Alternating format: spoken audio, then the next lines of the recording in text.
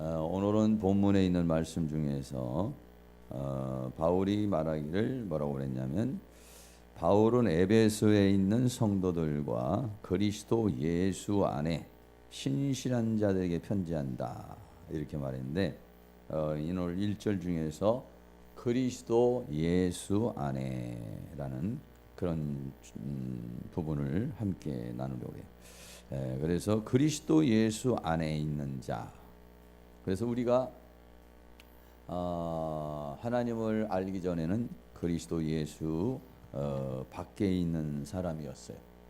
그런데 하나님의 은혜로 우리가 이제 그리스도 예수 안에 들어왔다. 에베소서 2장 12절 말씀에 그때 너희는 그리스도 밖에 있었고 이스라엘 나라 밖의 사람이라, 이렇게 말했어요. 약속의 언약들에 대하여는 외인이요 세상에서는 소망이 없고 하나님도 없는 자이다. 그러니까 하나님도 없는 자요. 그리고 약속의 언약들도 우리에게는 없는 것이고, 이스라엘이라고 하는 나라 밖에 있는 사람들이고 그리스도 밖에 있는 사람들이었다. 이렇게 말하고 있습니다. 그런데 우리가 이렇게 그리스도 밖에 있었던 사람들, 근데 이제 우리는 예수 그리스도를 믿음으로 말미암아 그리스도 안으로 들어왔다, 이렇게 해서 에베소에서 오늘 말하는 것처럼 그리스도 안으로 들어왔다. 하나님의 뜻으로 말미암아서 왜 그리스도 안으로 우리가 이제 들어왔다, 이렇게 말했어요. 에베소 4장 1절 말씀에도 보면은 사도 바울은 그러므로 주 안에서 갇힌 내가 너희를 권한다라고 이렇게 말하고 있어요. 그래서 바울은 감옥에 있지만은 주님 안에 있다라고 그렇게 말씀하고 있습니다. 그래서 이 예수 안에 있는 것이 무엇인가 하는 것에 대해서 여러 가지로 설명을 할 수 있지만은 그 부분에 대해서 말씀을 드려요. 내가 예수 안에 있는지, 또 예수 안에 있다라고 하는 것은 무엇을 의미하는 것인지 하는 그런 부분에 대해서 말하는데, 바울은 감옥에 갇혀 있지만은 예수님 안에 있는 자라고 그랬어요. 그러니까는 예수님 안에 있는 자는 감옥이라고 하는 어떤 외적인 상황이 오지만은 그것을 능히 이겨낼 수 있다라고 하는 거예요. 그런데 우리가 현실적인 어떤 상황을 이겨내지 못하는 것은 뭐냐면은 바로 예수 안에 없거나 아니면 예수 안에 있어도 예수 안에 있는 모든 것들을 제대로 누리지를 못하기 때문에 우리에게 그런 문제가 생긴다는 거예요. 예수 안에 바울은 자기가 주 안에서 갇힌 내가 너희를 권한다. 그러니까 자기 자신이 지금 감옥에 와가지고 갇혀 있지만은 그러나 이것이 예수님 안에서 갇혀 있는 상황이다, 이런 얘기예요. 예수님 안에서 갇혀 있는 상황이니까. 그러니까는 그 주님 안에서 주어지는 평강을 누릴 수가 있다, 이런 얘기예요. 그러니까 우리도 역시 마찬가지예요. 우리도 역시 내가 만약에 주님 안에 있는 사람이란다면은, 그런다고 그러면은 우리가 바로 이렇게 그런 상황에서도 이길 수가 있어요. 그런데 우리가 이렇게 현실적인 상황이 오면은, 야, 이거 내가 정말 주님 안에 있는 것인지, 정말 주님이 나와 함께 하시는지, 아니면 주님 여러 가지 그런 부분에 있어서 혼동이 온다거나 의심이 온다든지 불안한 마음이 생길 수가 있는 것입니다. 그럴 때마다 우리는 다시 한번 내가 어떻게 구원을 받은 것인지, 내가 어떻게 예수님을 알게 된 것인지, 과연 내 예수님의 영이 내 안에 있는 건지, 내가 정말 예수님 안에 있는 건지, 여기에 대한 확신이 굉장히 필요해요. 근데 내가 예수님 안에 있다는 확신이 확실하게 되기만 하면은 지금의 현재적인 상황을 이겨나갈 수가 있는데, 예수님 안에 있는 것에 대한 것에 대해서 확신이 없고 불안하면은 우리 마음속이 현실을 이겨나가기가 어렵단 말이에요. 왜? 이렇게 가다가 무슨 일이 생기는 거 아닌가? 뭐 몸의 질병의 문제로 어떤 문제가 생기는 거 아닌가? 돈의 문제로 또 어떻게 생기는 거 아닌가? 어떤 상황으로 인해서 어떤 문제가 생기는 거 아닌가? 이렇게 걱정이 되고 근심이 되고 염려가 되는 거예요. 근데 이 세상에 살면서요, 근심과 염려와 걱정이 하는 사람이 누가 있겠어요? 이 세상에 있는 사람은요, 한 사람도 없어요. 대통령을 이루시로 해서 이 세상에 살고 있는 사람들 말이죠. 한 사람도 말이죠. 다 근심과 염려와 이 문제가 없는 사람이 없어. 인간이라는 존재 자체가 불완전해요. 인간이라는 존재가 불완전하기 때문에 인간은 미래에 대해서 또는 여러 가지 상황에 대해서 불확실성 속에서 우리는 살아가고 있기 때문에 이게 불안하게 돼 있어요. 두려움이 있게 돼 있어요. 그래 하나님께서 그걸 또 우리에게 허락하신 이유 중에 하나는 뭐냐면 그래야 또 하나님을 의지하는 거예요. 우리가 아무런 일이 없다고 생각해요. 그러면 하나님을 의지할 일이 없어요. 그런데 우리 인간의 부족함을 깨달을 때 하나님을 더 의지하게 되는 거거든요. 그래서 나는 주님, 그러니까 그럴 때마다 불안한 마음이 올 때 우리는 선포를 해야 돼. 나는 주님 안에 있습니다. 주님은 내 안에 있습니다. 그러면 나는 두렵지 않습니다. 나는 불안하지 않습니다. 지금 현실적으로는 어려움이 있지만은 하나님이 나를 반드시 평강의 길로 인도하여 줄 줄로 믿습니다. 축복의 길로 인도하여 줄 줄 믿습니다. 은혜의 길로 인도하여 줄 줄로 믿습니다. 이렇게 우리는 자꾸 그렇게 선포하는 그런 것들이 우리에게 매우 필요하고 중요한 부분이다. 이렇게 말할 수 있는 것이죠. 그래서 그리스도 예수 안에 있다는 것이 무엇이냐 하는 부분에 대해서 말씀을 드리려고 합니다. 그리스도 예수 안에 있다는 것은 첫 번째로 그리스도를 믿고 우리가 죄사함을 받았다라고 하는 것입니다. 로마서 5장 8절 말씀에 같이 한번 읽어보겠습니다. 시작. 우리가 아직 죄인 되었을 때에 그리스도께서 우리를 위하여 죽으심으로 하나님께서 우리에게 되게 한 자기의 사랑을 확증하셨느니라. 예수님께서 십자가에 못 박혀 죽으신 것은 우리 죄를 위해서 십자가에 못 박혔어요. 그것을 믿는 자에게는 어떻습니까? 죄사함의 은총이 오는 것이죠. 내가 예수님 안에 있다는 자체는 뭐냐? 내가 이미 예수 그리스도를 통해서 죄사함을 받은 사람이라는 거예요. 이사야서 53장 5절에 우리에게 잘 말해줘. 예수님이 찔리신 것은 그냥 찔린 게 아니에요. 바로 나하고 연관이 되는 거예요. 예수님이 찔리신 것은 나의 허물을 인함이고, 예수님이 상하게 된 것도 나의 죄악을 인함이고, 예수님이 징계를 받았으니까 나는 평화를 누릴 자격이 있어요. 평화를 구할 의무도 있고요. 당당하게 구할 수 있어요. 예수님이 징계를 받지 않았습니까? 그러므로 하나님 나에게는 평강을 주시옵소서, 평화를 주시옵소서, 이렇게 말할 수 있어요. 예수님이 대신 나를 위해서 채찍에 맞으셨다고 그랬으니까 하나님 나에게 치유하여 주시옵소서. 여러분, 우리가 그냥 이 말씀을 내가 믿음으로 받아들일 때, 그럴 때 나에게는 역사가 일어나는 겁니다. 그런데 그냥 예수님의 찔림에 대해서, 예수님의 상함에 대해서는 여러분들이 맞아, 예수님이 나를 위해 십자가에 못 박혀 죽으셨지, 이 부분에 대해서는 믿으면서, 예를 들어서 예수님이 징계를 받음으로 나는 평화를 누렸다라고 하는 이 사실에 대해서 믿지 않으면은 우리가 선포도 못하고 강요도 못하고 누리지도 못하는 거예요. 그런데 이 말씀을 믿으면 우리는 막 선포하게 되는 거예요. 예수님이 징계를 받음으로 나는 평화를 누릴 줄로 믿습니다. 평화를 주시옵소서. 예수님이 채찍에 맞았으므로 나는 건강하게 살 줄로 믿습니다. 내 질병을 치료할 줄로 믿습니다. 내 질병을 치료하여 주시옵소서. 이렇게 기도할 수 있는 거예요. 그러니까 그것을 얼마만큼 믿느냐에 따라서 그 말씀이 나에게 적용이 될 수도 있고 나에게 적용이 안 될 수도 있고, 이런 상황이 우리에게 주어지게 되는 것이다, 이런 얘기죠. 그래서 첫 번째로는 예수 안에 있는 자라는 건 뭐냐면 예수 그리스도 안에서 죄사함을 받았다, 이런 얘기. 두 번째는 뭐냐면 그리스도의 영이 있는 자라. 그리스도의 영이 있는 자라. 내 안에 그리스도의 영이 있는 사람이다, 이런 얘기. 자, 로마서 8장 9절 또 같이 한번 읽겠습니다. 시작. 만일 너희 속에 하나님의 영이 거하시면 너희가 육신에 있지 아니하고 영에 있나니 누구든지 그리스도의 영이 없으면 그리스도의 사람이 아니라 그랬다.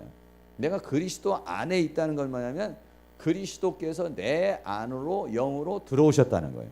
그리고 그리스도의 영이 내 안에 있다는 거예요. 이것이 뭐냐면 그리스도가 내 안에 있는 것이고 그리스도의 영이 자신 안에 있는 것이다. 할렐루야. 그렇습니다. 그러니까 내가 예수 안에 있는 자라는 건 뭐냐? 예수님을 통해서 죄사함을 받은 사람이 예수 안에 있는 사람. 예수 안에 있는 사람이라는 게 뭐냐? 예수님이 내 영, 예수님의 영이 내 안에 들어와 있으면 나는 예수 안에 있는 것이에요. 할렐루야. 그러니까는 내가 정말 예수 안에 있는가 이게 염려가 되면은 확인을 해봐야 된다면, 내가 예수님을 통해서 죄사함을 받았나? 예수님이 영이 내 안에 계시나? 내 예수님이 내 영 안에 계시다 그러면은 지금 현재 상황과 형편하고는 전혀 상관없이 나는 어떻게 해요? 예수님 안에 있는 것이다 이런 얘기예요. 할렐루야. 네. 여러분 예수님 안에 있다고 해서 아무런 일도 일어나지 않는다는 게 아니에요. 바울은 감옥에도 있었고 때로는 먹을 것이 없는 상황에서도 있고 어려운 가운데 있었어요. 그러나 바울은 뭐라고 하냐? 늘 예수 안에 있는 자다. 네. 그러니까는 어때요? 그런 가운데서도 평화를 누릴 수가 있는 거예요. 그런 가운데서도 자유를 누릴 수가 있었던 거예요.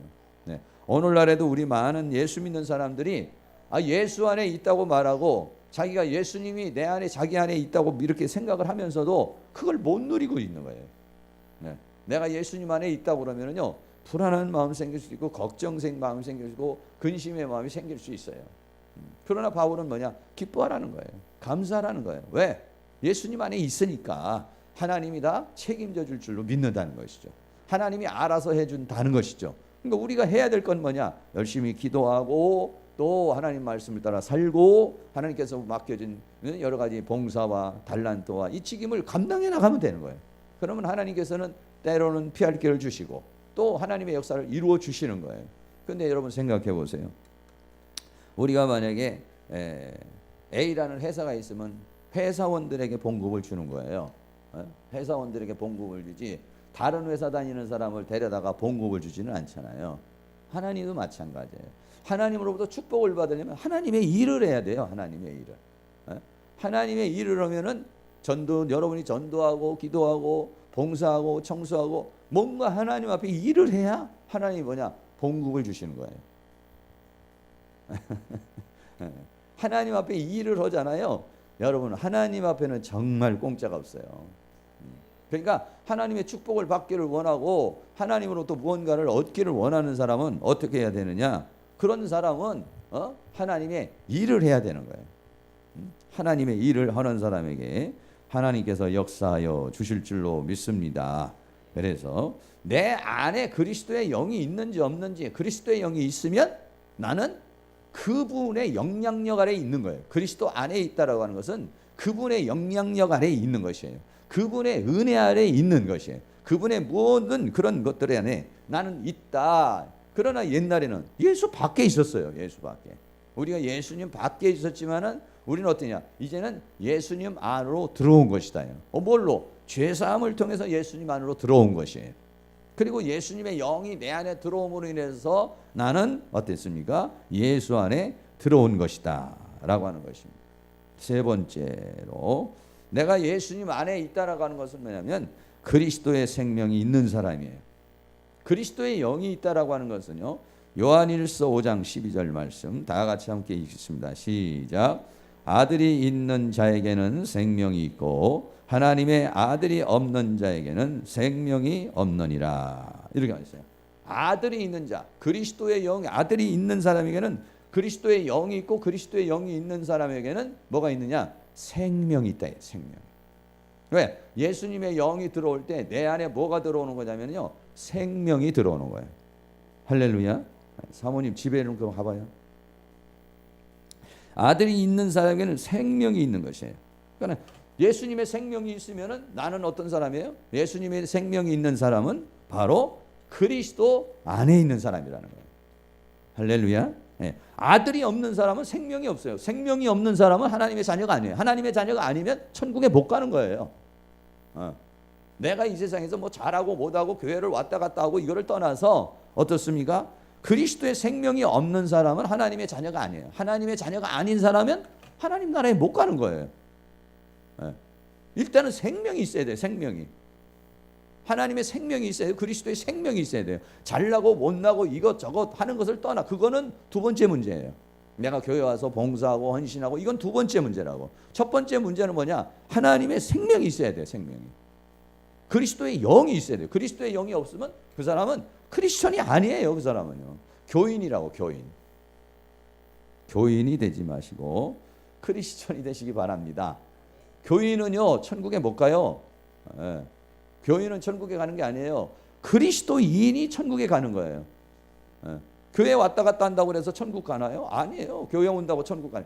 그거는 옛날에 무슨 절에 1년에 한 번 가면 극락 가는 걸로 생각하는데 아니에요. 예. 석가탄신일에 뭐 이거 뭐 하나만 들고면 뭐 그 사람은 그냥 종교난에 불교 이렇게 쓴다고. 그럼 그 사람은 극락 가는 걸로 알고 뭐 그런 어떤 은혜 가운데 있는 걸로 생각을 하는데 안 그렇습니다. 그리스도인은 뭐냐? 그리스도의 영이 없으면, 그리스도의 생명이 없으면 그 사람은 그리스도인이 아니에요. 그리고 네 번째는 뭐냐면요, 그리스도와 연합된 사람이에요. 예수님이 내 안에 들어오고 내가 예수님 안에서 죄사함을 받은 사람은, 이 사람은 뭐가 됐냐? 자, 에베소서 1장 22절입니다. 또 다 같이 읽습니다. 시작.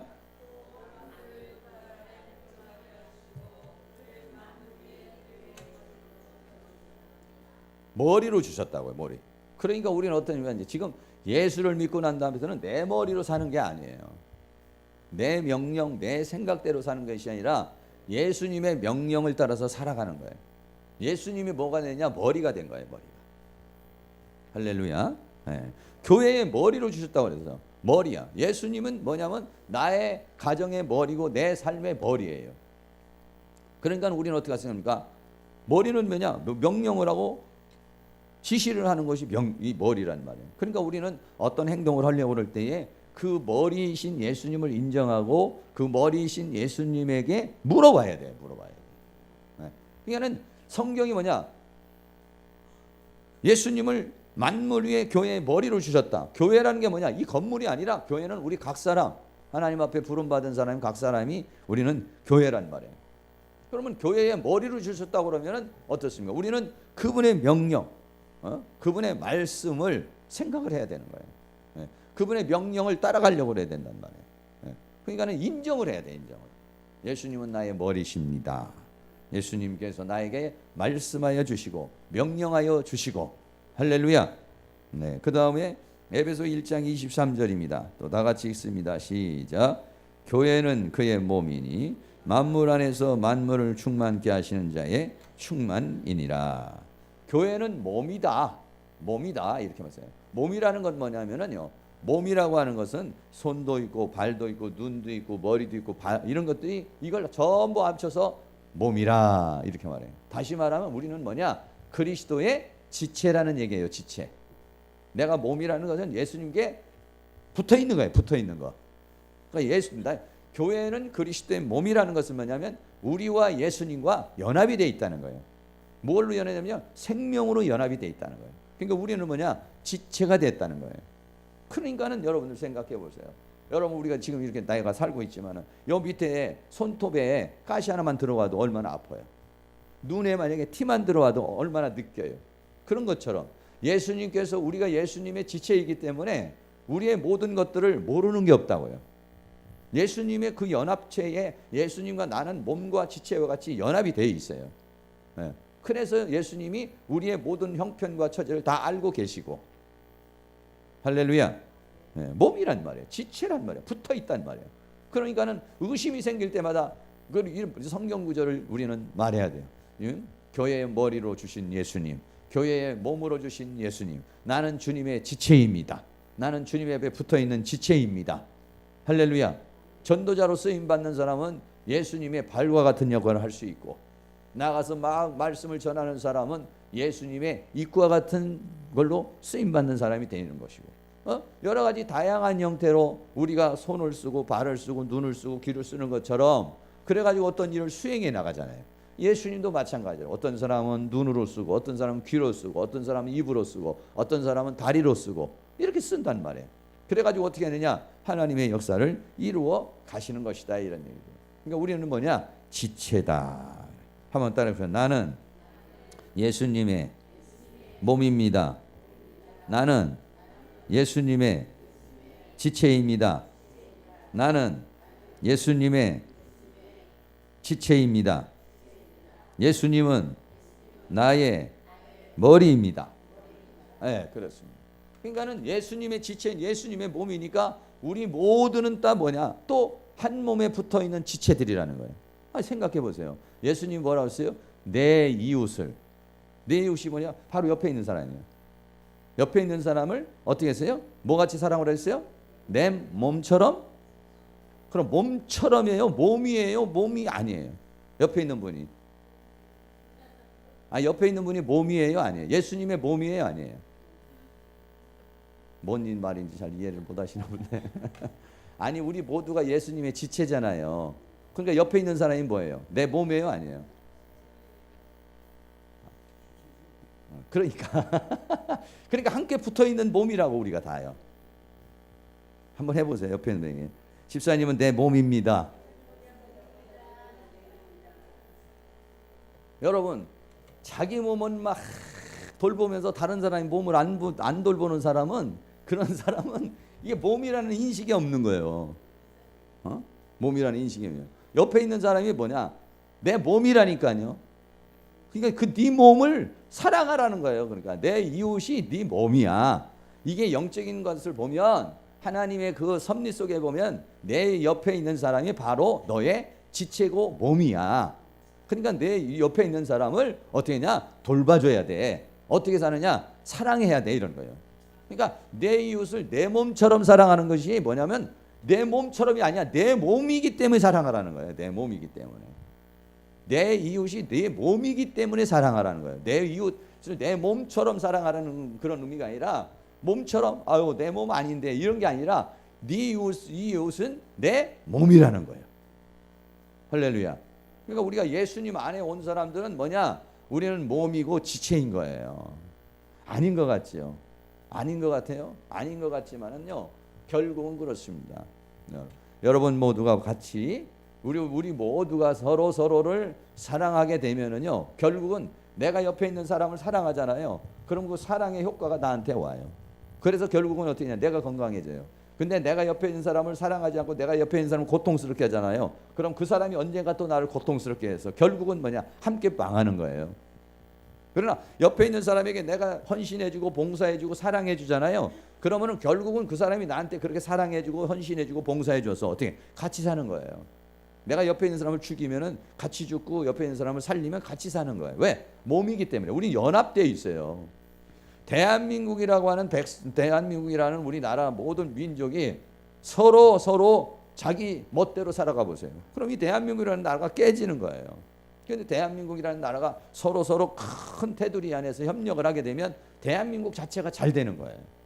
그러니까 대한민국이라고 하는 이 한 덩어리 안에서 또 하나의 지체가 될 수가 있겠죠.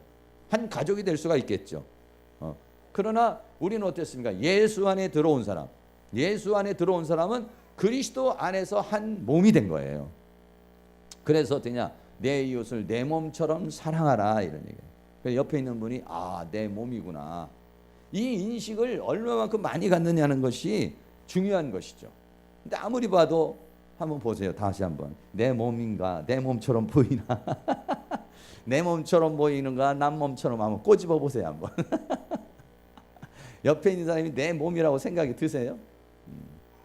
그 사람이 정상이에요. 아무리 봐도 내 몸이 아니라고 생각하는 사람은 비정상이야, 이게. 왜? 성경을 어긋나면 비정상이에요, 그게요. 그 왜 그러느냐? 사단이 우리에게 그런 사상을 준 거예요.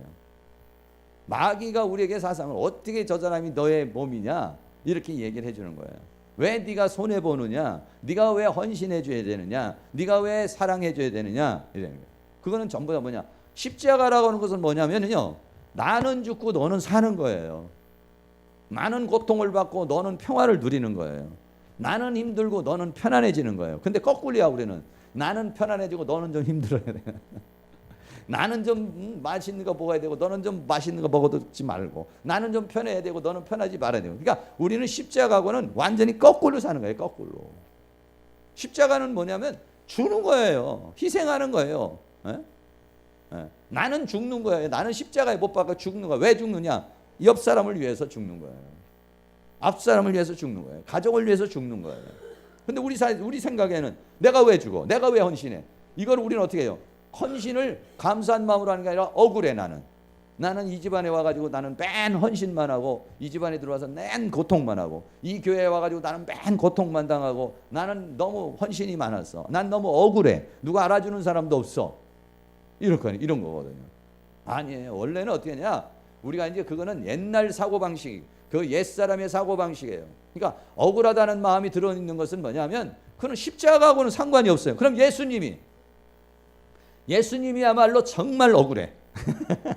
내가 억울해! 그러면 예수님이 와서 나는 더 억울하다.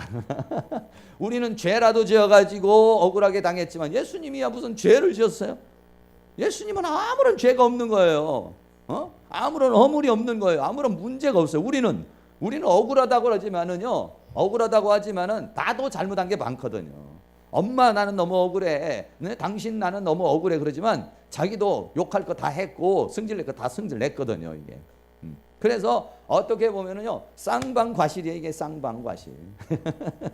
차가 지나가다가 부닥치면은요, 가만히 서 있는 걸 뻥 치면은, 그러면 이거는 이제 100%가 될 수 있지만은, 그러나 그것도 어떤 면에서는요, 진로 방해가 될 수도 있어요. 또 차도 옆에다가 세워놔도, 잘못 세워놓으면은, 주차 금지 지역에다가 세워놓으면 그것도 박아도 그것도 100%가 아니에요. 왜 거기다 세워놨냐는 거예요. 주차 금지, 그러니까 주차할 수 있는 공간에다 세워놓으면 그거는 합법적이에요. 근데 동네에다가 아무개나 막 이렇게 세워놔가지고 이게 문제가 생겨서 크게 어떤 그 법적으로 들어가면요, 문제가 있는 거예요. 왜? 주차 공간이 아닌데 세운 거예요. 그때 그 사람이 1%든 2%든 5%든 잘못이 있는 거예요, 이게요. 네. 근데 대체적으로는 그냥 뭐 이렇게 넘어가서 그런지, 만약에 큰 사건이 나서 문제가 생기면은요, 그렇게 되는 거예요. 언젠가 우리 옆에 여기 와가지고 어떤 차가 지나가다가 여기서 사고가 났어요. 옆에서 사고가 났어요. 사고가 나가지고 막 그냥 차가 끄름이 나고 막 이랬다고요. 그 내가 내려갔잖아요. 어떻게 하다가 장이 깨서 내려갔는데 보니까 새벽인데 여기 와서 마침 그런 거야. 막 연기가 나고 그래가지고 내가 이제 우리 건물 뭐 이렇게 보니까 건물도 이제 이렇게 검은 게 이렇게 올라오고 그러겠단 말이에요. 그래 얘기를 했어요. 그랬더니 나중에 그 보험회사에서 돈이 얼마가 오더라고요. 배상을 해줘야 돼. 여기서 사고가 났는데 이 건물은 합법적으로 건물이 지어진 거잖아요. 여기다가 자기네가 손해를 끼친 거잖아요. 이렇게. 그러니까 우리는 어떻게 되냐면 하나님 안에서 우리는 하나님 앞에 뭐라고 말하냐? 나는 주님은 나의 머리십니다. 나는 주님의 지체입니다. 이렇게 고백하는 건 뭐냐면, 그게 뭐냐? 우리는 뭐냐? 내가 예수 안에 있는 거예요. 예수 안에 있는 거예요. 그리고 어떻습니까? 옆에 있는 사람도 내 몸이에요. 내 몸. 근데 같이 사는 부부도 이게 몸으로 안 보이는 거예요. 몸으로 보이는 게 아니라 원수로 보인다. 몸이라는 게 아니라 그냥 잘라버리고 싶은 몸일 수도 있겠지. 너무 이 손이 고통스러우면은 차라리 이 손은 차라리 움푹 사는 게 낫지 하고 그냥 잘라버릴 수도 있어요. 물론 어떤 경우에는 그렇게 또 자를 수도 있겠지. 그런데 그건 완전히 썩어서 그런 경우가 되면은 그런 상황이 생길 수는 있을 수 있겠어요. 그렇지만은 기본적으로 뭐냐면은 몸이라는 거예요. 한 번 더 옆에 있는 거네. 집사님은 나의 몸입니다. 그동안에 몸을 못 돌봐줘서 죄송합니다. 아니 한만 가서 여기 한 집사님한테도 해주세요 좀. 뭔가 소통이 있어야지. 소통이 있어야지. 이게 몸을 안 돌봐줘 가지고 요즘에 건강이 안 좋잖아요. 이제 그거를 얼마만큼 우리가 인식하고 그거를 정말 그렇게 살아가느냐, 그게 중요한 것이죠. 예수님을 갖다가 교회 몸으로 줬다라고 하는 것은 예수님은 우리를 그렇게 사랑한다는 거예요, 안다는 거예요. 예수님을 그렇게 사랑한다는 거예요. 우리를 사랑하는데 눈동자처럼 사랑한다고 그랬어요. 안 믿어지시나 봐. 전부 다 오늘은 전부 다 다들 보니까 컨디션이 안 좋아 보여. 그래서 고린도전서 12장 12절 자 12장 12절 13절 다 같이 읽습니다. 시작.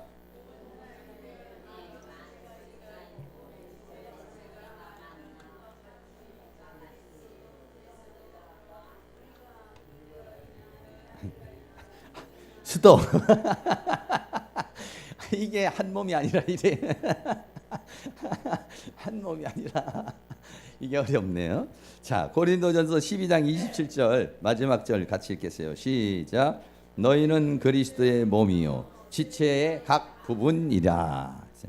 우리는요 그리스도의 몸이라고 그랬어요. 그래서 아니 예수님 내가 나를 가르쳐 너는 내 몸이야 이런다니까 예수님이. 그러니까 나를 몸처럼 돌봐주신다는 거예요. 몸처럼 돌봐주신다는 거예요. 그러니까는 의심이 왔다가도 뚝 떨어져 나갈 수 있다고요. 이게. 내가 정말 예수 안에 있는가? 내가 정말 예수 안에 있는가? 이거를 우리들이 인식하려면 어떻게 되느냐? 바로 그리스도의 몸이요 지체의 각 부분이야 우리는요. 예수님의 각 부분이라고 이게. 자, 그 다음에 5번째입니다. 포도나무와 가지와의 관계입니다. 자, 요한복음 11장 15장 1절에서부터 포도나무와 가지에 대한 비유가 있어요. 5절 말씀 다 같이 한번 읽겠어요. 시작.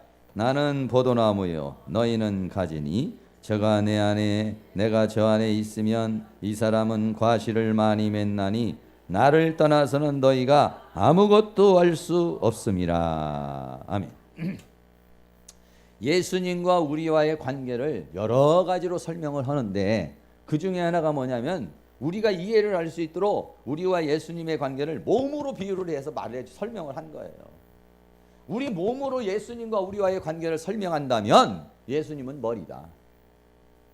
우리의 몸으로 예수님과 우리와의 관계를 설명한다면 우리 몸은 우리 전체가 예수님의 몸이요 그리고 우리는 예수님에게 붙어있는 각 지체다. 할렐루야. 네. 여러분이 믿음이 안 오면요 그거를 우리는 생각을 해야 돼요. 아 그렇구나. 예수님은 나는 예수님의 지체구나. 그리고 내가 자꾸 머리를 쓰려고 그럴 때마다 아 예수님을 나의 머리로 주셨는데 예수님 말씀하시옵소서. 주님의 음성에 귀 기울이겠습니다. 주님의 명령에 귀 기울이겠습니다. 이 머리를 떼어내버릴 수는 없는 거고 그렇게 우리는 인식을 해줘야 인정을 해줘야 된다. 인정을. 예수님이 나의 머리십니다. 한번 해보자. 예수님은 나의 머리십니다. 네, 머리가 아플 때마다 그렇게 하시고 고민이 올 때마다 그렇게 하셔요. 그러면은 내 머리로 살아가는 것보다야 예수님 머리로 살아가는 게 훨씬 낫죠. 내 머리로 살아가는 거니까 한계가 있어요. 한계가요. 여러분 우리가 아무리 생각해봤자 당장 1시간 뒤의 일도 모르는 게 인간이에요. 우리는 이게 이득이 되는 것 같이 머리 쓰고 뭐 막 하지요. 아이고 안 돼요. 우리가 막 계산하고 하죠. 안 돼요. 저도요 이게 다 그렇습니다만은 제 머리를 가지고 막 이렇게도 계산하고 저렇게도 계산하고 막 하잖아요. 나중에 보면은요 머리 쓴 거는 빵이에요. 빵. 그런데도 인간은 이 머리를 가지고 자꾸 하려고 그래요. 근데 성령의 역사를 통해서 행동한 거는요 딱 남아 있어요. 성령의 역사를 통해서 내가 뭔가를 해놓은 거는요 지금도 열매로 맺어지고 있고 지금도 더 좋은 결과로 나오고 있어요. 근데 머리로 한 것은요 그때 당시에는 유용해요. 그때 당시에는 써먹었어요. 그러나 지금 현재 뒤돌아보면은요 머리 써서 내가 행동한 거는요 남은 게 없어요. 남은 게. 한번 해보세요. 머리 쓰고 한 것은 남는 게 없다. 왜냐하면 요한복음 15장 5절에 뭐라고 했으면 나를 떠나서는 너희가 아무것도 할 수 없음이라 이랬어요. 그러니까 예수님을 머리로 떠나서 예수님을 몸을 떠나서 한 것은 이룬 것 같지만은 열매가 없다는 거예요. 아무것도 없다는 거예요. 아무것도 없다는 거예요. 뭔가를 만들어 놓은 것 같은데 뭔가를 해놓은 것 같은데 결과물이 없어요. 결과물이. 이게 문제라는 거죠. 자, 그래 우리는 포도나무와 가지라는 관계 그리고 로마서에서는 감람나무와 감람나무의 접붙임을 받았다 이렇게 말하고 있어요. 자, 로마서 11장 17절 시작. 또한 가지 열마가 꺾여졌는데 돌감람나무인 내가 그들 중에 접붙임이 되어 창감람나무 뿌리에 진액을 함께 받는 자가 되었다라고 말했어요. 우리는 뭐냐? 돌감람나무. 돌감람나무라는 건 뭐냐면은 뭘 비유로 하는 거냐면 열매가 없는 게 돌감람나무야 이거는. 돌감나무는 나와도 옛날에 그 저 똘배 같이 먹지도 못하는 거고 조그맣게밖에 안 연기는 게 이게 돌감나무예요. 그러나 참 감람나무는 뭐냐? 이게 열매가 맺어지는 거예요. 그러니까 예수님과 하나님과의 관계, 하나님의 나무는 참 감람나무, 마귀의 나무는 돌감람나무란 말이에요. 옛날에 우리는 어디냐? 돌감람나무에 붙어 있었던 사람들이라고. 그러니까 우리는 열매가 없어. 결국은 마지막이 사망이고 마지막이 지옥이에요. 이거는 돌감람나무는. 그런데 참감람나무는 어떻습니까? 이거는 하나님과의 관계란 말이에요. 근데 우리는 원래 돌감람나무, 사단의 종로로 되고 죄의 종로로 됐던데 거기서 어땠냐? 꺾었단 말이에요. 그래가지고 그냥 참감람나무에다가 접붙였다고. 접붙여. 네. 우리는 말이에요, 접붙여진 인생이에요. 그걸 뭐라고 하냐? 성경은 양자의 영을 받았다 이렇게 말하고 있는. 원래 아들이 아니에요. 근데 어때요? 아들의 영을 주어서, 아들의 명분을 주어가지고 예수 그리스도를 통해서 아들이 된 거예요. 원래는 아니에요. 원래는 이방인이야. 이미 버림받은 존재예요. 본질이 이미 타락한 존재예요. 그런데 어떻게 했냐? 부침을 받았다. 그 다음에 7번째는 돌과 건물로 비유를 했어요. 자, 예수님과의 관계를 설명을 하기를 인간의 몸으로 말하면 예수님은 머리고, 그리고 예수님은, 우리는 몸이다. 그리고 우리는 지체다. 나무로 비유를 했을 때는 예수님은 뭐냐? 나무라는 거예요. 가운데 이 나무라는 거예요. 우리는 뭐냐? 그 옆에 있는 가지라는 거예요. 가지. 나무로 비유를 하니까, 나무로 비유하는 예수님과 우리와의 관계. 그리고 하나님은 누구냐? 농부라 이렇게 말해요. 농부라고. 자, 이렇게 설명하는 거야. 그 다음에 세 번째는 뭘로 설명을 했느냐? 예수님과 우리와의 관계를 건물로 설명을 하는 게 건물로. 자, 건물을 만약에 우리가 짓는다고 생각해 보세요. 그러면은 에베소 2장 20절 또 다 같이 한번 읽겠습니다. 시작. 너희는 사도들과 선지자들의 터 위에 세우심을 입은 자라. 그리스도 예수께서 친히 모퉁이 돌이 되셨느니라. 여러분, 건물을 처음에 지려고 그러면요, 이 모퉁이 돌이라는 게 처음 밑에 반석이 있어요. 네. 그 모퉁이 돌이 있고 그 다음에 그 위에다가 또 돌멩이를 이렇게 쌓아서 또 돌멩이를 쌓고, 처음부터 제일 기초가 있을 거 아니에요. 그 다음에 쌓고 할 거 아니에요. 그러니까 우리는 뭐냐? 우리는 제일 먼저 모퉁이 돌이 된 게 누구냐? 예수님이라는 거예요. 그 다음에 돌멩이가 된 게 뭐냐? 선지자들이라는 거예요. 사도들과 선지자들이라는 거예요. 그리고 그 위에 우리는 그 위에 쌓여진 자라는 거예요. 할렐루야. 이게 완성이 계시록 21장에 있는 예루살렘 성이란 말이에요. 예루살렘 성. 예루살렘 성이 결국은 뭐냐? 이렇게 너희들은 사도들과 선지자들의 터. 그래서 계시록 21장에 보면은 거기에 12문이 있어요. 12기초석이 있어요. 그러니까 사도들은 뭐냐면은 이 신약의 시대를 이끌어나간 기초석이란 말이에요. 기초석. 우리는 그 사도들을 통해서 복음을 듣고 그 위에 올려진 자예요. 그래, 그걸 우리를 남보석 같고 홍보석 같고 금보석 같고 이렇게 말하는 거예요. 그리고 12문이 있어요. 이거는 구약에 있는 12지파를 상징하는 거예요. 문은 뭐냐? 들어오는 거예요. 구약은 들어오는 것이고 신약은 쌓여지는 거예요. 만들어져 완성으로 가는 거예요. 건물이 완성되면 완공이 일어나죠. 마찬가지예요. 건물이 완성되면 완공이 일어나는 것처럼 그 수가 차면은 인류의 종말이 오는 거예요. 끝나는 거예요. 숫자가 차면은, 그러면은 끝나는 거예요. 그 성이 건립이 되면 그게 뭐냐면 결국은 하나님 나라가 완성되는 거예요. 하나님 나라가, 하나님이 계획하신 그 완성에는 숫자가 있어요. 사람도 숫자가 있다고. 그게 완성이 끝나면 끝이에요. 그러면 나는 새로운 세계로 넘어가는 거예요. 그러니까 거기에 내가 쌓여져야지. 할렐루야. 그래서 그거를 베드로전서에는 베드로가 그 세계를 본 거예요. 그러니까 너희도 산돌같이 신령한 집으로 세워지고 이렇게 말해요. 에베소에서도 바울이라고 하는 사람도 천국이라는 세계와 예수님과 우리와의 관계를 건물로 생각했고 예루살렘 성으로 생각을 한 거란 말이에요. 왜? 성전으로 지어져야 된다 이렇게 말합니다. 그런 것처럼 베드로도 역시 마찬가지로 우리가 산돌같이 신령한 집으로 세워. 베드로에게 뭐 했어요? 너는 반석이다 이랬잖아요. 그 위에 내가 교회를 세우리라 이렇게 말했다는 말이에요. 그런 것처럼 역시 마찬가지로 베드로도 산돌같이 신령한 집으로 세워지고 이렇게 말했다. 그러니까 우리는 뭐냐면 신령한 집으로 세워진 거예요. 우리는 뭐예요? 처음에 흙이란 말이야. 흙. 그 다음에 뭐가 됐어요? 돌멩이가 된 거예요.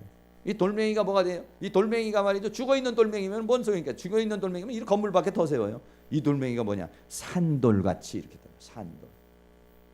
돌멩이는 돌멩이인데 뭐냐? 산돌이에요. 산돌. 산돌은 뭐냐? 변화가 일어나는 거예요. 변화가 일어나는 게 산돌이에요. 그냥 돌멩이도 물론 변화가 일어나지만은 산돌이라면 살아있는 돌이기 때문에 변화가 돼. 뭘로? 신령한 집으로. 신령한 집이 뭐냐? 성전이에요. 하나님이 거하실 처소로 만들어지는 거예요, 우리가. 예. 그건 뭐냐? 그리스도를 통해서, 사도들을 통해서 그렇게 만들어지는 것이죠. 그래서 베드로전서 2장 7절에도 건축자들의 버린 그 돌, 예수님을 버린 그 돌이 모퉁이의 머릿돌이 되고 붙이는 돌과 거치는 반석이 되었다 하느니라. 예수님은 모퉁이 돌도 되고, 근데 이게 거치는 반석이 됐다는 건 뭐냐면은 무슨 얘기냐면 예수님을 믿고 실족한 사람, 예수님을 믿고 예수를 못 믿은 사람, 그 사람은 뭐냐? 돌멩이에 걸려가지고 쓰러진 거나 마찬가지예요. 그래서 뭐냐? 거치는 돌. 거치는 돌이라는 것은 뭐냐? 걸림돌이라는 거예요. 걸림돌. 예수님이 구원의 돌이 아니고 모퉁이 돌이 아닌가? 걸려서 넘어지는 돌이란 말이에요. 그리고 또 뭐예요? 반석이 되었다. 반석은 뭐냐? 밑바닥에서 건물을 지켜해 주는 것이 반석이에요. 특별히 이스라엘이라는 나라는 사막이나 이런 데는 모래 위에다가 이 지으면은요 완전히 폭삭 망해버리는 거예요. 비가 나고 창수가 나면 그냥 무너져 버리는 거예요. 그것을 가리켜서 말할 때 마태복음 7장에서 반석의 집을 말하는 것입니다. 마태복음 7장 24절, 25절 같이 한번 읽어보세요. 시작.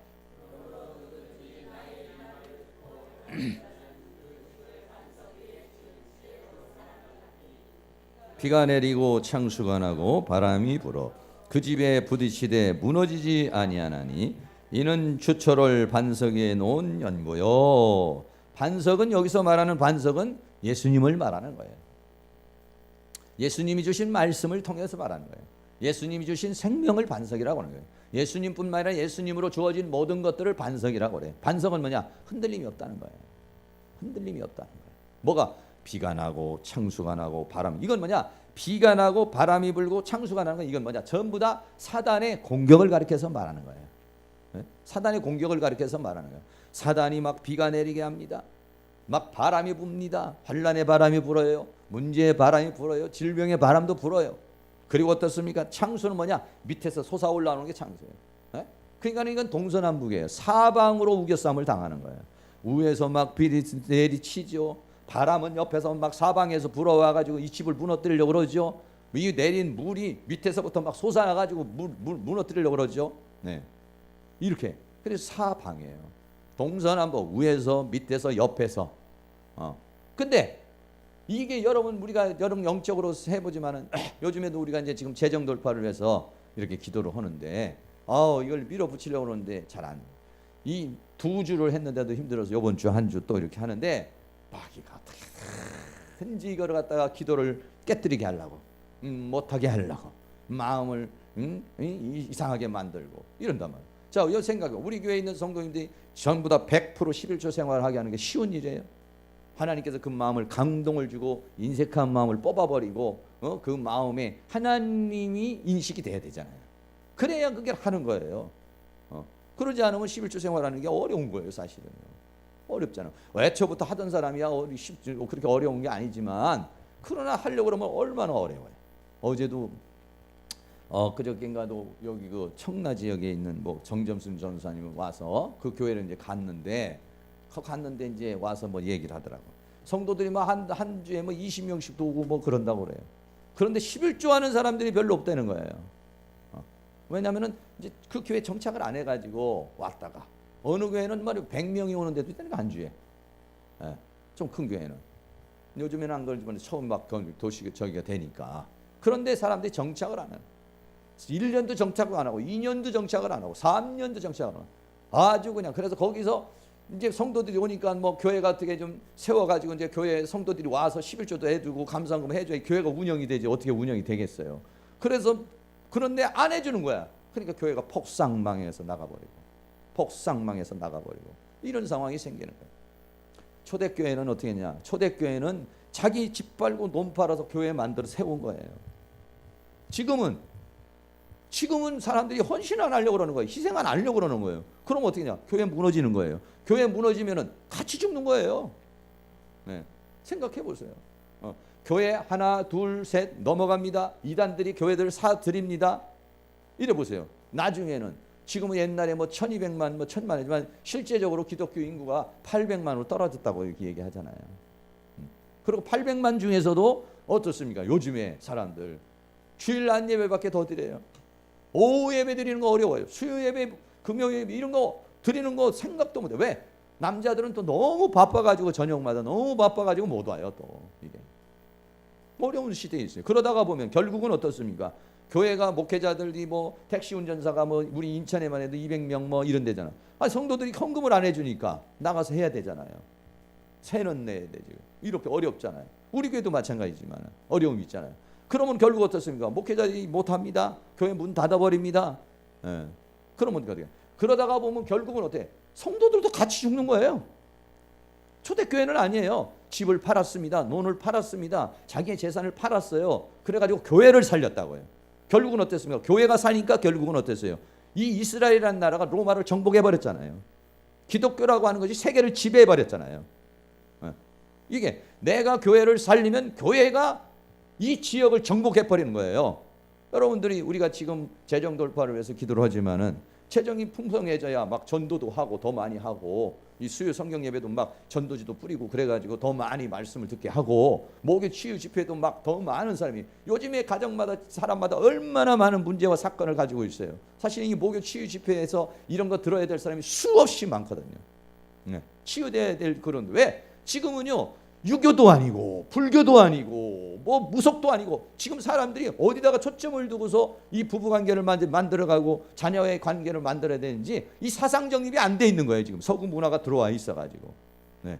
그래서 이게 이 부부 치료, 이 치유 상담이 뭐냐면 그 체계를 세워주는 거예요. 체계를. 인간관계를 어떻게 해야 되는 것인지, 내 있는 상처를 어떻게 뽑아야 되는지, 내 안에 있는 억울함을 어떻게 해소해야 되는지, 내 안에 있는 이 한 덩어리를 어떻게 뽑아야 되는 건지, 왜 내가 변화가 안 되는 건지 이런 것들을 이제 찝어서 하나씩 당신 안에 있는 우울증, 당신 안에 있는 열등감, 당신 안에 있는 수치감, 당신 안에 있는 그런 모든 것들 예수 10년, 20년, 30년 믿어도 풀려지지 않는 이 억울함, 해소되지 않는 이 한들 이거를 이제 풀어버리기 위해서 하는 거란 말이에요. 이걸 더 해야 되는데 재정이 쫙 막히니까 전도하고 뭐 이런 거 어렵잖아요. 그 막는 거예요, 그래 사단이. 결국은 자꾸 막히는 거예요. 그러면 교회가 교회로서의 기능을 못하는 거예요. 그러면 다 같이 죽는 거예요. 근데 초대교회는 교회를 살리니까 그 교회가 지역을 감동시켜버리고 지역을 사로잡으니까는 막 사단의 역사가 깨지고 예루살렘이 막 일어나고 이스라엘이 일어나고 그 불길이 타올라서 로마를 정복하는 역사가 일어난 거 아니겠어요?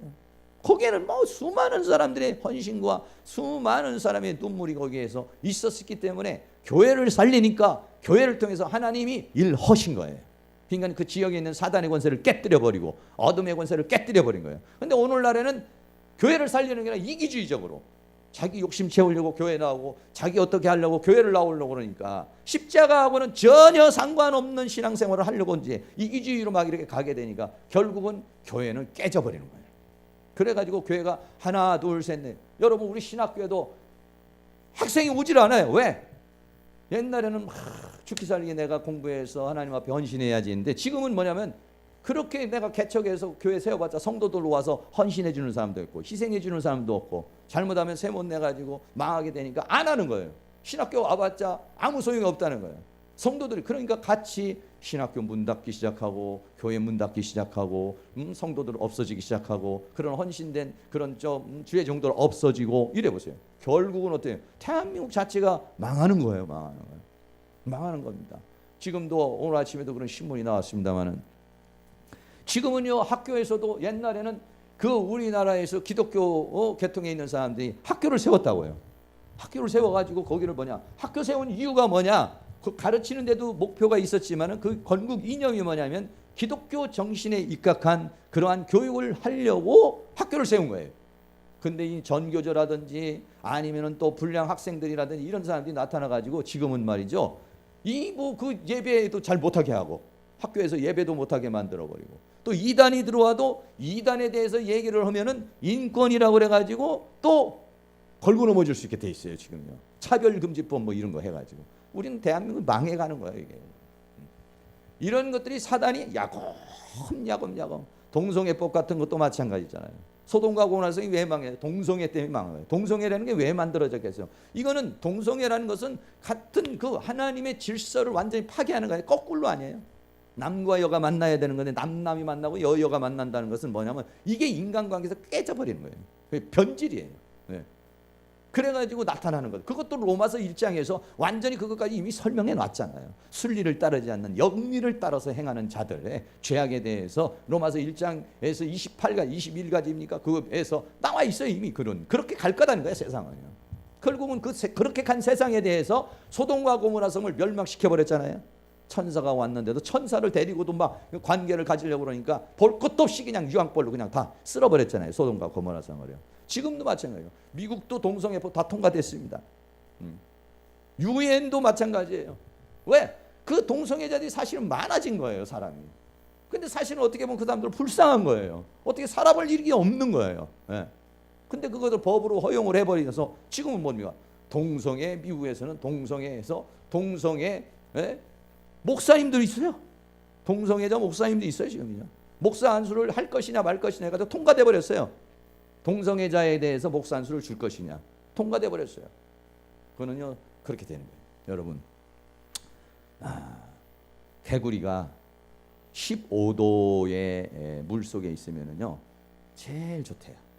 개구리를 알코올에다 이렇게 넣고 15도를 해주면 따뜻해가지고 개구리가 그 안에서 살살 이렇게 논다는 거예요.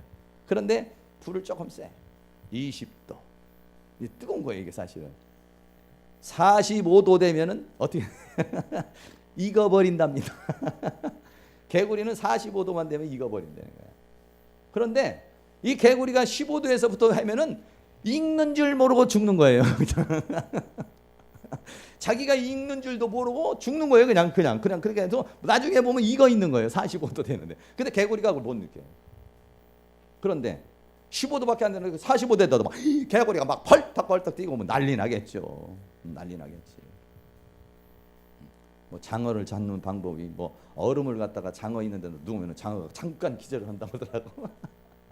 깜짝 놀라는 거예요. 그런데 서서히 주면요 이게요 몰라. 자기가 죽는지 몰라. 죄악이 그런 겁니다. 죄악이라는 게 그래. 죄라는 게. 비즈니스까지 누가 한 사람 입었어. 뭐 저게 뭐야. 소녀시대 나와서 막 쫙쫙쫙 하고 다리 막 흔들고 그러니까 보면은요 죄의식이 없어져 버리는 거예요. 다들 그렇게 하니까 다들 그렇게 하면 죄의식이 없는 거예요. 다들 그렇게 하면 죄의식이 없는 거예요. 마찬가지예요. 네, 오늘날 그렇게 이 시대가 이제 가는 겁니다. 45도 되면 익어버리는데 지금 완전히 자기 자신이 신앙생활이라는 자체가 교회가 그리스도인이 아니라 정말 교인, 그리스도인이 얼마나 많겠어요. 그리스도인이. 그거 목사님들은 아는 사람도 목사님들 알지만은 그런 얘기하면은 다 나가버릴까 봐 우리는 뭐 얼마 안 되니까 얘기를 하지만 교인들은 천국 못 갑니다 그러면 다른 교회로 가버리지. 그러면 이 교회는 천국 못 가는 교회인가 보다 하고. 예. 서서히 죽는 거예요. 서서히 다 죽어버려요 지금요. 그러니까 우리 대한민국은 서서히 죽는 겁니다 지금. 예, 얼마나 죽었어요. 요즘에 중고등부 애들 없어지죠. 학생 청년들 없어지죠. 대학생들 없어지죠. 유치원 애들 없어지죠. 그럼 어떻게 했어요? 나중에는 교회 없는 거예요. 서서히 없어지니까 느끼질 못하는 거예요 처음에요. 근데 서서히 없어져요. 우리도 그래요. 우리도 이제 중고등부 예배 드리는 게 어려워요. 애들이 나오질 않아요. 왜? 9시에 못 일어나는 거예요. 청년들도 마찬가지고요. 돈 벌어야겠다는 거예요. 돈 벌어야겠다. 아무리 신앙 좋아도 벌써 고등학교 내고 그러면 내가 어떻게 먹고 살 것이냐 여기에 지금 정신이 없는 거거든요. 다 무너지는 겁니다. 네. 그런데 반석 위에 세워졌다는 건 뭐냐? 반석 위에 세워진 집은 뭐냐면은 무너지지 않는 집이라는 거예요. 무너지지. 이 밑으로 내려가야 되는데. 무너지지 않는 집이 뭐냐? 반석 위에 세워진 집이다. 이렇게 말했어요. 비가 나고 창수가 나고 바람이 불어도 무너지지 않나. 이건 뭐냐? 그리스도가 있는 자, 반석에 세워진 자예요. 그러니까는 모래 위에 세운 자는, 모래 위에 세운 것은 뭐냐면 반석에다 세워지려면 그만큼 어려운 거예요. 그러나 모래 위에 세우는 건 쉬워요. 많은 사람들이 그렇게 오늘 가고 있다는 거예요. 오늘 우리나라 이 시대가 정말 어려운 시대가 됐어요. 각 교회에서도 이단이 돼도 이단이라고, 만약에 목사가 이단이라고 말한다든지 선생이 이단이라고 말하면은 인권법에 의해서 고소할 수 있게 돼 있다니까요, 지금요. 내가 여기서도 지금 만약에 하나님의 교회가 뭐 이단입니다, 뭐 여기 뭐 신천지가 이단이다 그러면 그 사람들이 다 고소할 수 있어요. 지금 국민일보에서 하나님의 교회가 이단입니다 해가지고 보도해가지고 그 하나님의 교회에서 국민일보를 대상으로 해가지고 소송을 걸었어요, 지금. 네. 손해배상을 청구해서 6억 5천인가 얼마가 손해보상을 걸었어요. 네. 그게 왜 그러느냐? 차별금지법, 인권 이런 것들이 지금 만들어서 그게 법의 근거에서 그렇게 하는 거예요, 그 사람들. 그러니까는 앞으로는요, 이단이라도 이단 말 못해요. 그래서 우리도 이제 밖에다가 뭐 신천지 우리는 뭐 이렇게 그거 안 내놓고서 신천지 들어와서 뭐라고 그러면은요, 그것도 우리가 걸리는 거예요. 우린 신천지를 봤어 안 봤습니다. 신천지고 뭐야 다 써놔야 돼. 뭐 신천지 안상홍 뭐 이렇게 다 해서 지금은 이제 그런 식으로 이제 돼버리고 마는 거예요. 지금 서서히. 그러니까 사단의 역사는 뭐냐면 서서히 들어와.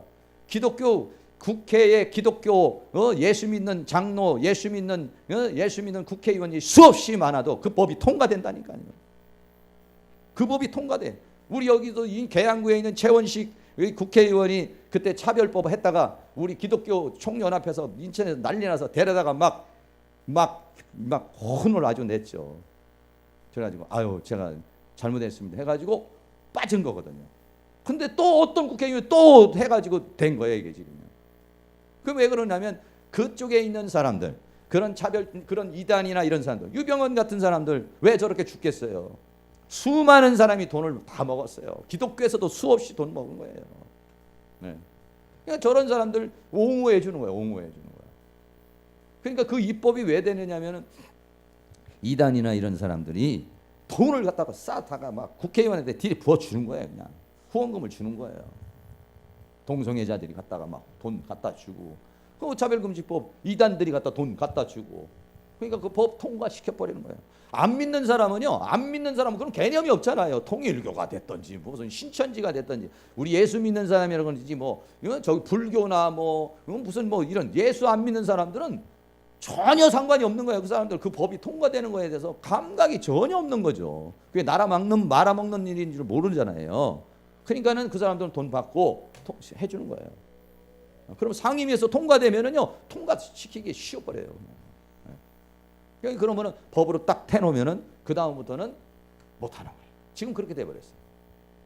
지금 그런 식으로 이제 이렇게 돼버렸어요. 그래서 우리가 어려운 시대를 우리가 지금 현재 살아가고 있다. 이런 말씀을 좀 드리고, 반석 위에 세워지지 않으면요, 비가 나고 바람이 불고 창수가 나고 이게 사방으로 우겨싸는 거예요. 도대체가 어디로 빠져나갈 군역이 없는 거예요, 이게. 그래도 반석에 세워진 것은 어때요? 무너지지 않는다. 그럼 여러분은 무너지는 사람입니까? 안 무너지는 사람입니까?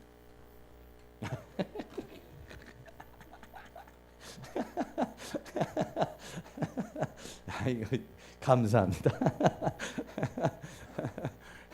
그 어떤 사람은 교회 와가지고 누구하고 조금 시비 붙으면 무너져 버리는 사람도 있고, 돈 때문에 무너지는 사람이 있고, 부자 청년에게 그랬잖아요. 부자 청년이 어떻게 해야 내가 영생을 얻겠습니까? 둘 중에 하나 선택해라. 영생이냐 돈이냐. 가난한 자에게 나눠주라는 것은 뭐냐면, 너 정말 영생을 얻어? 그럼 돈 버려봐. 근데 부자는 영생도 좋지만 돈은 더 좋아. 영생도 좋지만 돈은 더 좋아. 그러니까 못 버려요. 그러니까는 오늘날도 영생도 좋지만은 돈 때문에 영생 팔아버리고, 영생도 좋지만은 가정이 더 좋아해. 뭐 하여간 자기 어떤 이유를 대고서 영생을 포기하는 거예요. 오늘 시대가 그랬어요. 과거에는 아니에요. 영생을 위해서 자기의 모든 걸 팔아버렸어요. 그래서 초대교회가 된 거고 기독교가 된 거고, 우리나라는 안 그랬어요? 수많은 순교자, 수많은 사람이 목숨을 잃어서 교회가 된 거 아니겠어요? 응? 예수로 나의 구주 삼고 성령과 피로써 거듭나니 이 세상에서 내 영혼이 하늘의 영광 누리도다. 이것이 나의 간증이요, 이것이 나의 찬송일세. 나 사는 동안 끊임없이 구주를 찬송하리로다. 온전히 주께 맡긴 내 영, 사랑의 음성을 듣는 중에 천사들 왕래하는 것과 하늘의 영광 보리도다. 이것이 나의 간증이요, 이것이 나의 찬송일세. 나 사는 동안 끊임없이 구주를 찬송하리로다. 주 안에 기쁨 누림으로 마음의 풍랑이 잔잔하니 세상과 나는 간 곳 없고 굳소간 주만 보이도.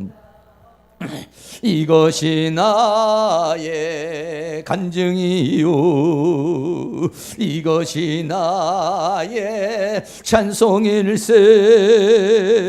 나 사는 동안 끊임없이 구주를 찬송하리로다. 할렐루야. 반석 위에 세운 집이 되어서 흔들림이 없기를 주의 이름으로 축원합니다. 한 가지만 더 하고 기도하도록 하시죠.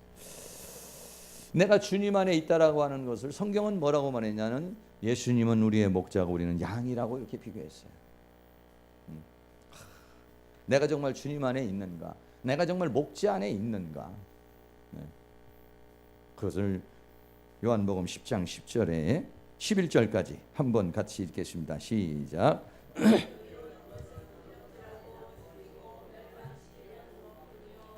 내가 온 것은 양으로 생명을 얻게 하려 하고 더 풍성히 얻게 하려는 것이라. 나는 선한 목자라. 선한 목자는 양들을 위하여 목숨을 버리거니와. 아멘. 예수님은 뭐라고 했냐면 선한 목자라고 그랬어요. 예수님이 목자라고 그랬어요. 근데 목자는 목자인데 악한 목자가 아니란 말이에요. 어떤 목자냐? 양을 위해서 생명을 버리는 목자. 그러니까 양을 그만큼 어떻게 해요? 지켜준다는 거예요. 할렐루야. 네. 그것을 노래한 것이 시편이에요. 다윗은 그것을 구약 시대에 깨달은 거예요. 다윗이라는 사람이 원래 뭡니까? 목동이었잖아요. 목동이 어떻습니까? 자기도, 이 다윗이라는 사람이 자기가 만약에 양을 이렇게 쫙 키우는데 사자가 오는 거예요. 곰이 오는 거예요. 사자가 와가지고 양을 삼키려고 그러고 곰이 와서 죽이려고 그러면은 이 다윗이라는 사람이 얼마나 용맹스럽고 책임감이 강한지 쫓아가가지고 사자의 수염도 뽑아버리고 곰도 수염도 뽑아버렸다고 그랬어요. 그러니까는 이 다윗이라고 하는 사람은 이 어린 아이지만은 이 양을 키우면서 뭘 배웠느냐면요, 담력을 배우고 용기를 배우고 그리고 살아계신 하나님을 체험하게 된 거예요. 본인이 그렇게 사자가 오고 곰이 와도 그 양을 지킬 수 있어요. 그는 하나님이 그렇게 해주셨다는 거예요. 그래가지고 이 다윗이라는 사람이 우리가 잘 아는 대로 골리앗과의 싸움이 있었잖아요. 네? 근데 골리앗을 보니까 다른 사람들은 발발발발 떨고 있는데 다윗이 보니까 골리앗이 뭘로 보이냐면은 자기가 그 들판에서 싸우던 곰이나 사자처럼 보인 거예요. 왜? 곰이 와가지고 그러면 물맷돌을 돌려서 확 돌려가지고 그냥 한 대 맞춰서 그냥 도망가게 만들고 이렇게 했잖아요. 골리앗이 막 그렁그렁 하는데 그렇게 보인 거예요. 그게 어디서 그냥 어느 날 된 게 아니라 그런 담력이 있었던 거예요. 그런 훈련이 있었던 거예요. 용기가 있었던 거예요. 살아계신 하나님이 자기 길을 그런 사자에게서도 곰에서도 지켜줬다는 거예요. 그런 것처럼, 그러니까 사울 왕에 가가지고 내가 나가서 싸우겠다 그러니까 갑옷을 입혀도 이게 되지도 않으니까 네가 어떻게 나가 싸울 수 있느냐 하니까 간증을 한 거예요. 이 다윗이 왕이요, 내가 양을 키울 때에 사자도 오고 곰이 오면은 내가 쫓아가서 사자도 쫓아내고 곰도 쫓아냈습니다. 그런 것처럼 내가 나가서 골리앗과 싸워서 나오면은 저거 내가 그렇게 쓰러뜨릴 수 있습니다. 만군의 여호와 하나님의 이름을 모독하고 있는 저 존재, 저거 하나님이 박살냅니다. 이렇게 한 거예요. 그러니까는 사울이 그 얘기를 듣고 은혜를 받은 거예요. 다윗의 그 간증을 듣고 은혜를 받은 거예요. 은혜를. 아니면은 어떻게 소년을 내보낼 수가 있겠어요? 그 말을 듣는데 그 말을 하는 다윗이 너무 용기가 있고 너무 패기가 있고 너무 당당하게 얘기를 하는 거예요. 다 쫄고 있는데 다 그냥 기죽어 있는데 다윗의 말을 듣고 사울이 은혜가 돼서 빨리 나가보라고. 자기 갑옷을 주니까 갑옷은 안 맞고 뭘 가지고 나가려니까 물맷돌이면 충분합니다. 그런 용기가 어디 나와요? 이미 하나님께서 다윗을 그 목동의 시절에 훈련을 시킨 거예요. 살아계신 하나님을 체험하게 하고 경험하게 한 거예요. 할렐루야. 그래서 다윗이 나가서 골리앗을 쳐서 죽인 거 아니겠습니까? 다윗이 여기서 그러면 여호와는 나의 목자시니, 여러분 생각해 보세요. 그런 과정이 없는 사람이 여호와는 나의 목자시니 내가 부족함이 없다라고 하는 그 말이, 자기도 양을 있을 때는 그렇게 지켰는데 내가 양이고 예수님이 목자고 내가 양이고 하나님이 목자라면 나를 우는 사자와 같은 마귀에게서 이 세상의 이러한 모든 곳에서 지켜주시지 않겠느냐는 거죠. 다윗은 그 지켜주는 목숨이 위태한 상황에서 또 지키려고, 사울 왕을 통해서 죽을 것 같은 상황에서 또 지켜주시고, 여러 가지 먹을 것에 대해서 지켜주시고, 여러 가지 전쟁 위에서 지켜주고, 그거를 수없이 다윗은 체험을 한 거예요. 그래서 여호와는 그때마다 두려웠겠죠. 그때마다 근심이 됐겠죠. 염려가 됐겠죠. 그런데도 불구하고 어땠어요? 다윗이 하나님 안에 있었다는 사람이에요?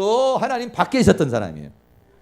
사울에게 지금 고난을 받는 게 하나님의 주권 속에 되는 거예요? 주권 밖에서 되는 거예요? 그렇죠. 다윗을 지금 왕으로 만드는데 정말 훌륭한 왕을 만들기 위해서 사울 왕을 사용하는 것이고 그 연단의 과정을 하나님이 지켜보는 거잖아요. 할렐루야. 그러니까 여호와는 나의 목자란 말이에요.